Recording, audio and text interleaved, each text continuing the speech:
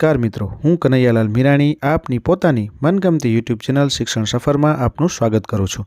આ ચેનલ ઉપર શૈક્ષણિક માહિતી, અભ્યાસક્રમ, શિષ્યવૃત્તિ પરીક્ષાઓ, સરકારી યોજનાઓ, સ્પર્ધાત્મક પરીક્ષાઓ તથા કમ્પ્યુટર અને ટેકનોલોજીને લગતા વિડીયો અપલોડ કરવામાં આવે છે। હજી સુધી તમે જો આ ચેનલને સબસ્ક્રાઇબ ના કરી હોય તો સબસ્ક્રાઇબ કરી દેજો, તમારા મિત્રોને શેર કરી દેજો અને બેલ આઇકન દબાવી દેજો જેથી અમારા નવા વિડીયોની અપડેટ આપને મળતી રહે। નમસ્કાર મિત્રો, આજે આપણે ધોરણ 9 ની અંદર જે નવી સ્વાધ્યાયનો પોથી છે એની અંદર આપણે પાના નંબર 18 થી 23 નું સોલ્યુશન જોવાના છીએ। જે વિજ્ઞાનનો 7મો પાઠ ગતિ વિશેનું આપણે સંપૂર્ણ સોલ્યુશન જોઈશું। જો તમે હજી સુધી આ ચેનલને સબસ્ક્રાઇબ ના કરી હોય તો સબસ્ક્રાઇબ કરી દેજો અને સાથે સાથે બેલ આઇકન પણ દબાવી દેજો।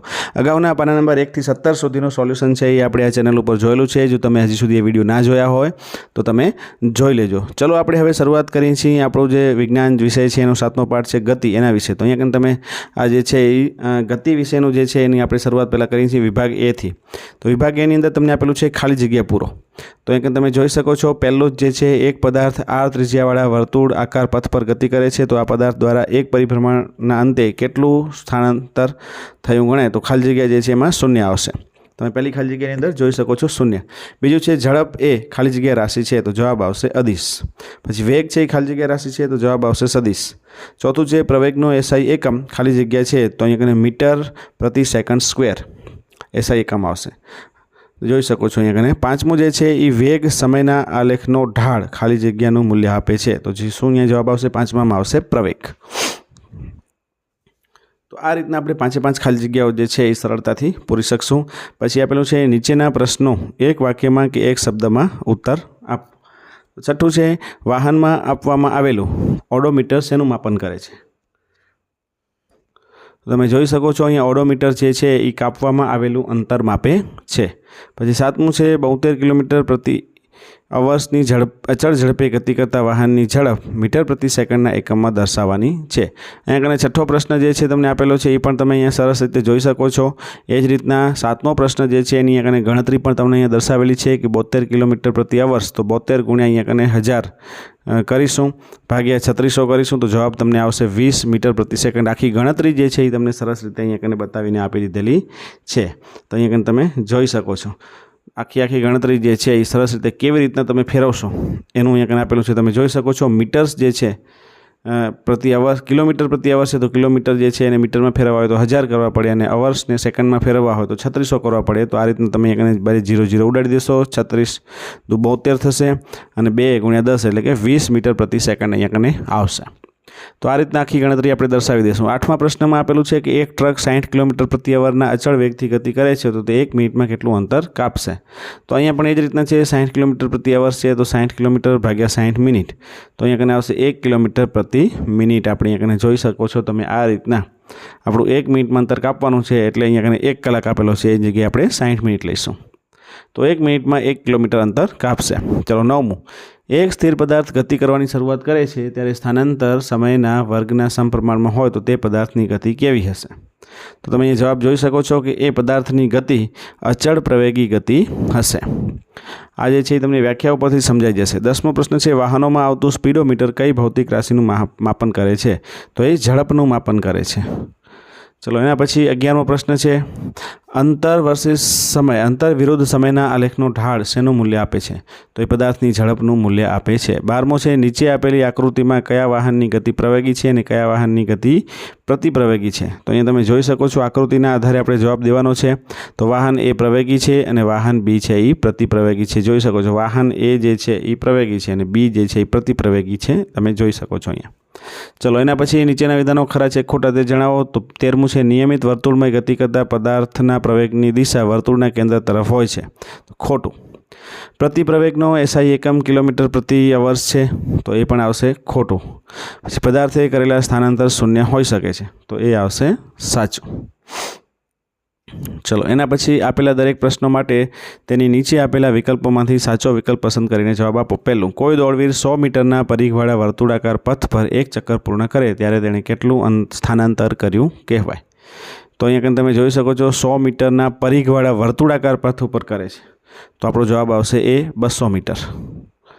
પછી 17મું, વેગ વિરુદ્ધ સમયના આલેખનો ઢાળ ખાલી જગ્યાનું મૂલ્ય આપે છે તો વેગ વિરુદ્ધ સમય જે છે એનો શું આવશે? પ્રવેગ આવશે. ચલો એના પછી 18મો આકૃતિમાં દર્શાવ્યા મુજબ અર્ધવર્તુળાકાર પથ ઉપર એક ચક્ર પૂર્ણ કરતાં કાપેલું અંતર ખાલી જગ્યા થાય તો અહીંયા કને જવાબ આવશે સી πr + 2r. ચલો 19મો, મીના 75 મીટર લંબાઈના એક સ્વિમિંગ પુલમાં તરે છે. તે સ્વિમિંગ પુલના એક છેડેથી બીજા છેડા સુધી તરે અને ત્યાંથી તે જ માર્ગે પાછી ફરે છે. આ 150 મીટરનું કુલ અંતર કાપતા તેણે 1 મિનિટનો સમય લીધો છે. તો મીનાનો સરેરાશ વેગ કેટલો થાય? તો અહીંયા કને તમે જોઈ શકો છો એણે 150 મીટરનું અંતર કાપવા માટે 1 મિનિટ લીધી છે. તો સરેરાશ વેગ છે 0 મીટર પ્રતિ સેકન્ડ. અહીંયા જવાબ આપણો આવશે. ચલો એના પછી 20મો પ્રશ્ન છે કે અચળ વેગથી ગતિ કરતા પદાર્થનો પ્રવેગ ખાલી જગ્યા થાય તો અહીંયા કને જવાબ આવશે આપણો સી 0. 21મો છે નીચે પૈકી કઈ સદિશ રાશિ નથી? તો અહીંયા જવાબ આવશે બી ઝડપ. વિભાગ 2 ની અંદર તમને આપેલું છે માંગ્યા મુજબ પ્રશ્નોના ઉત્તર લખો. તો 22મો છે તફાવત આપો નિયમિત ગતિ અને અનિયમિત ગતિ. તો નિયમિત ગતિમાં શું આવશે કે આ પ્રકારની ગતિમાં પદાર્થ એક સરખા સમયગાળામાં એક સરખું અંતર કાપે છે. જ્યારે અનિયમિતમાં આવશે આ પ્રકારની ગતિમાં પદાર્થ એક સરખા સમયમાં એક સરખું અંતર કાપતો નથી. પછી બીજું છે આ પ્રકારની ગતિમાં અંતર વિરુદ્ધ સમયનો આલેખ સુરેખ હોય છે. જ્યારે આ પ્રકારની ગતિમાં અંતર વિરુદ્ધ સમયનો આલેખ સુરેખ હોતો નથી. તો આ રીતના આપણે અહીંયા તફાવત આપી દઈશું. ચલો 23મો પ્રશ્ન છે કે મહેશભાઈ બહાર ગામ જવા માટે કારમાં બેસે છે ત્યારે કારનું ઓડોમીટર 1800 કિલોમીટરનું અવલોકન બતાવે છે અને નિયત સ્થાને પહોંચ્યા બાદ ઓડોમીટર 2100 કિલોમીટર દર્શાવે છે. જો આ માટે 6 કલાક જેટલો સમય લાગ્યો હોય તો કારની સરેરાશ ઝડપ શોધો. તો સૌથી પહેલાં અહીંયા કને આપણે ગણતરી કરીશું કે કારે કાપેલું અંતર કેટલું છે? તો 2100 - 1800. તમે જોઈ શકો છો તો જવાબ આવશે આપણો 300 કિલોમીટર. 300 કિલોમીટરનું અંતર કાપ્યું છે અને સમય લાગ્યો છે એના માટે 6 કલાક. તો કારની સરેરાશ ઝડપ એટલે કાપેલું અંતર ભાગ્યા કુલ સમય. તો 300 કિલોમીટર ભાગ્યા 60 કલાક. અહીંયા તમે 6 કલાક જે છે એ જોઈ શકો છો. તો 6 કલાક જે છે એ તમે અહીંયા કને કરશો તો જવાબ તમને અહીંયા કને આવશે 50 કિલોમીટર પ્રતિ અવર. ચલો 24મો છે નીચે દર્શાવેલ અંતર વિરુદ્ધ સમયના આલેખ કેવી ગતિ દર્શાવે છે? અહીંયા આપણે જે છે એ દર્શાવી દીધા છે A B C તમે જોઈ શકો છો. એ કેવી રીતના છે તો આલેખ એ દર્શાવે છે કે પદાર્થ સ્થિર છે, બી દર્શાવે છે કે એ પદાર્થ નિયમિત ઝડપે ગતિ કરે છે અને સી દર્શાવે છે કે પદાર્થ અસમાન ઝડપે ગતિ આગળ વધે છે. ચલો તો અહીંયા કને તમે જોઈ શકો છો. એના પછીનો પ્રશ્ન જે છે એની વાત કરીએ આપણે કે નિયમિત વર્તુળમય ગતિ એટલે શું અને તેના 2 ઉદાહરણ આપો. તો અહીં જોઈ શકીએ કે જો કોઈ પદાર્થ અચળ ઝડપે વર્તુળાકાર પથ ઉપર ગતિ કરતો હોય તો તે નિયમિત વર્તુળમય ગતિ કરે છે તેમ કહેવાય. ઉદાહરણ તરીકે ઘડિયાળમાં સેકન્ડ કાંટાનો છેલ્લો ઘડિયાળ કાંટાનો કાંટો ઘડિયાળના ડાયલ ઉપર નિશ્ચિત સમયમાં વર્તુળાકાર ગતિ કરે છે અને ચંદ્ર પૃથ્વીની આસપાસ નિશ્ચિત સમયમાં વર્તુળાકાર ગતિ કરે છે. ચલો 26મો નીચે આપેલ ઝડપના મૂલ્યોને ચડતા ક્રમમાં ગોઠવો. તો અહીંયા તમે જોઈ શકો છો ચડતા ક્રમમાં ગોઠવવા માટે સૌથી પહેલું જ આવશે 20 મીટર પ્રતિ સેકન્ડ. પછી બીજા નંબરમાં જે આવશે શું આવશે તો કે 20 મીટર પ્રતિ મિનિટ, કારણ કે એ જે છે આ રીતના તમે 3.33 મીટર પ્રતિ સેકન્ડ મળશે એટલા માટે. ત્રીજા નંબર ઉપર આવશે 36 કિલોમીટર પ્રતિ અવર, કારણ કે એનો જવાબ જે છે એ આવશે 10 મીટર પ્રતિ સેકન્ડ આવશે. અને ચોથા નંબર ઉપર તમે અહીંયા જોઈ શકો છો આ ગણતરી સાથે અહીંયા આપણે દર્શાવેલું છે જેના કારણે તમને ખ્યાલ આવે કે કેવી રીતના આપણે અહીંયા કને પહેલું બીજું ત્રીજું જે છે કેવી રીતના મૂકેલું છે. અને ચોથા નંબર ઉપર આવશે 25 કિલોમીટર પ્રતિ મિનિટ. તો અહીંયા કને 25 × 1000/60 રીતના કરશો તો જવાબ આવશે 416.66 મીટર પ્રતિ સેકન્ડ. તો આ રીતના દરેકના એકમો સરખા કરતા હશો તો દરેકના એકમો સરખા કરવામાં આ રીતના ગોઠવણી જે છે એ તમારી થશે. ચડતા ક્રમમાં હવે આપણે ગોઠવીએ તો શું છે તો અહીંયા ચડતા ક્રમમાં ગોઠવવામાં આવશે પહેલાં 200 મીટર પ્રતિ મિનિટ, 36 કિલોમીટર પ્રતિ અવર, પછી 20 મીટર પ્રતિ સેકન્ડ અને પછી છેલ્લે આવશે 25 કિલોમીટર પ્રતિ મિનિટ. આ રીતના આપણે અહીંયા ચડતા ક્રમમાં ગોઠવી દઈશું. ચલો એના પછી આપણે આગળ જઈએ નેક્સ્ટમાં 27મો પ્રશ્ન. એક દડો શિરોલંબ દિશામાં ફેંકતા મહત્તમ ઊંચાઈ પ્રાપ્ત કરી અને ત્યાંથી પાછો આવે છે તો તેની ગતિ માટે વેગ વિરુદ્ધ સમયનો આલેખ દર્શાવો. તો અહીંયા કને જોઈ શકો છો આપણે આલેખ જે છે દર્શાવી દીધો છે આ રીતના વેગ વિરુદ્ધ સમય. તો આ રીતના વેગ સમયનો આ રીતના વી જેવા આકારનો તમારો આલેખ બનશે. 28મો પ્રશ્ન છે વેગ અને પ્રવેગનો તફાવત લખો. તો અહીંયા કને આપણે વેગ અને પ્રવેગ એ બંનેનો તફાવત જે છે અહીંયા આપી દીધેલો છે કે એકમ સમયમાં પદાર્થે કાપેલા સ્થાનાંતરને પદાર્થનો વેગ કહે છે અને એકમ સમયમાં પદાર્થે વેગમાં થતી વધારાને પ્રવેગ કહે છે. વેગનું સૂત્ર છે સ્થાનાંતર ભાગ્યા સમય અને પ્રવેગનું છે વેગમાં થતો ફેરફાર ભાગ્યા સમય.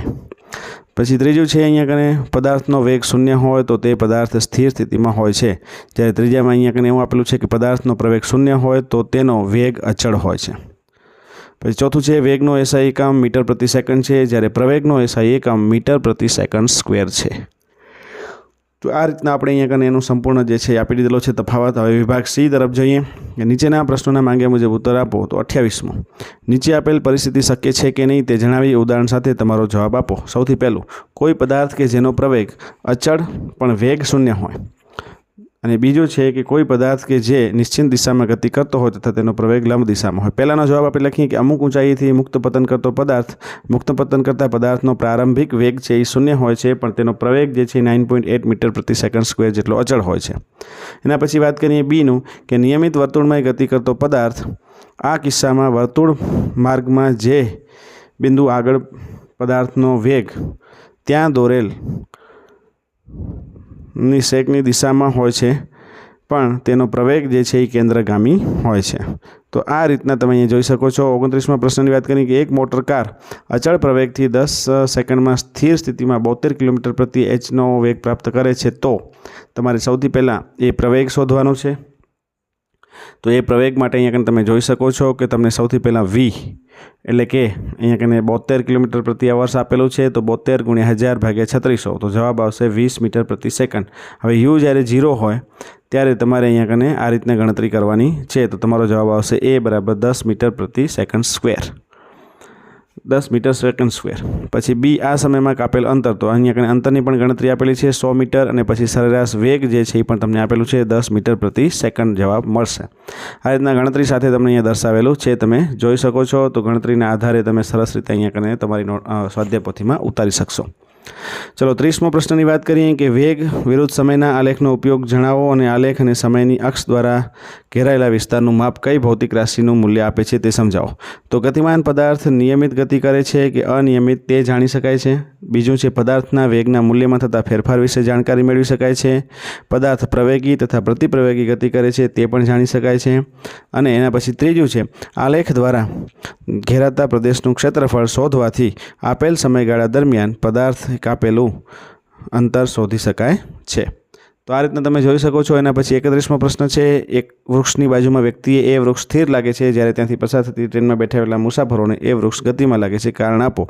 આ પ્રશ્નનો જવાબ જે છે એ તમારે જાતે ટ્રાય કરી અને લખવાનો છે. ચલો એના પછી નીચેના પ્રશ્નોના માંગ્યા મુજબ ઉત્તર આપો. એમાં 31મા પ્રશ્નની આપણે વાત કરીએ કે આકૃતિમાં એક કારની ગતિ માટે ઝડપ વિરુદ્ધ સમયનો આલેખ દોરેલો છે, એના આધારે પ્રશ્નોના જવાબ તમારે આપવાના છે. તો સૌથી પહેલાં કારની પ્રારંભિક ઝડપ કેટલી હશે? તો 10 કિલોમીટર પ્રતિ અવર અહીંયા તમને જવાબમાં આપેલું છે. તમે જોઈ શકો છો પહેલું જે છે એ તમારે અહીંયા કંઈ લખવાનું છે. આ રીતના તમે લખી શકશો આખા વાક્યમાં. ચલો બીજું બી નંબર ઉપર જઈએ કે બીજામાં શું છે. તો બીમાં કારની મહત્તમ ઝડપ કેટલી હશે? તો અહીંયા કને આવશે 35 કિલોમીટર પ્રતિ કલાક. સી છે આલેખમાં કયા બિંદુથી કયા બિંદુ સુધી શૂન્ય પ્રવેગ દર્શાવે છે? તો તમે જોઈ શકો છો બીથી કરીને સી બિંદુ સુધી શૂન્ય પ્રવેગ દર્શાવે છે. અને છેલ્લું ચોથું જે છે ડી, પ્રથમ 8 કલાકમાં કાપેલ અંતર શોધો. તમે પ્રથમ 8 કલાકમાં કાપેલું અંતર જે છે એ તમારે અહીંયા કને આલેખના આધારે શોધવાનું છે. તમે શોધીને કમેન્ટ બોક્સમાં જવાબ જણાવજો. ચલો અહીંયા કને આપણું સંપૂર્ણ સોલ્યુશન પૂર્ણ થાય છે. ફરીથી પાછા આપણે નવા વિડીયો સાથે મળીશું. તમે ત્યાં સુધી જો ચેનલ સબસ્ક્રાઈબ ના કરી હોય તો સબસ્ક્રાઈબ કરી દેજો અને તમારા મિત્રોને પણ શેર કરી દેજો. ફરીથી નવા વિડીયો સાથે મળીએ. ત્યાં સુધી તમે બધા મસ્ત રહો, તંદુરસ્ત રહો.